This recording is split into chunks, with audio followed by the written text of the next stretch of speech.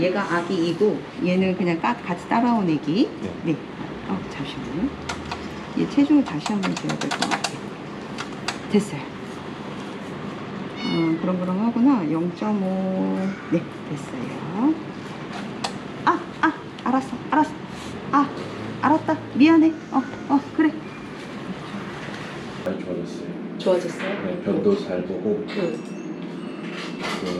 놀고 오히려 쟤네 셋이 같이 구조가 된 건데 걔가 제일 건강해졌습니다. 지금 이제 다른 애 기침만 하는 애가 제일 건강했던 애거든요. 네뷸라이저 하고 있는 것 같은데. 네.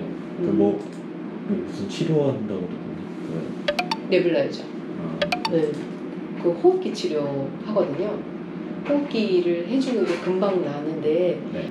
네뷸라이저 그냥 기계 씌워가지고 있는데 사용할 줄 안 몰라갖고 그거 놓기만 했거든요. 애들 고양이 있는 집은 지장이 있어야 돼요. 집어넣고서 약간 공기 구멍은 있어야 돼요. 공기 구멍 조금 해주고 기계를 쓰는데 기계에다가 호흡기 약물이 있어요. 액체로 되어 있어요. 그 액체를 조금 넣어주고 그걸로 훈증하는 거예요.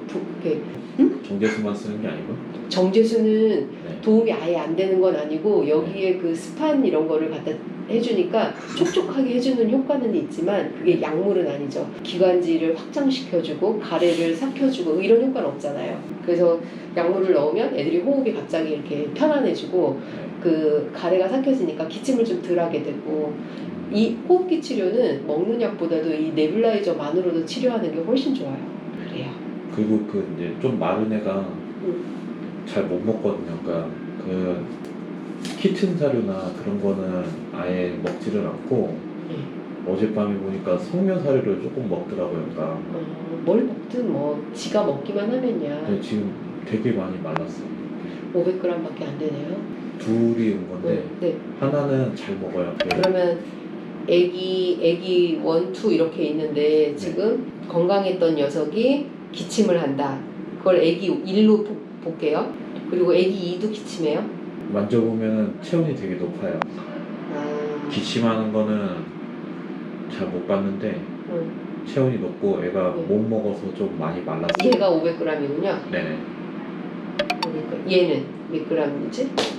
걔는 체중 안 됐어요. 특별히 이렇게 마르거나 이러진 않았고요. 네, 그냥 얘는 올 때 한다. 같이 데리고 와서 기침하니까 한번 그냥 진료 한번 보려고 데리고.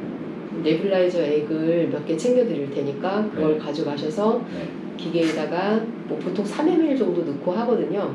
어떤 기계인지 그게 따라서 그 용량이 있어요. 그 용량대로 부어주고 훈증해주고 그렇게 하면은 아마 기침은 이 녀석들 넣을 때 다 같이 훅 넣고 해도 되고요. 네뷸라이저는 그런 게 좋아요. 시간은 약을 다 먹지 않은 그 훈증이 다 끝날 때까지 해야죠.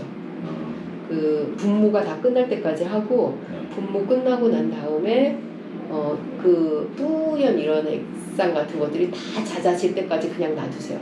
그걸 하루에 몇 번 해주냐면 심한 정도에 따라 왔다 갔다 차이가 있어요.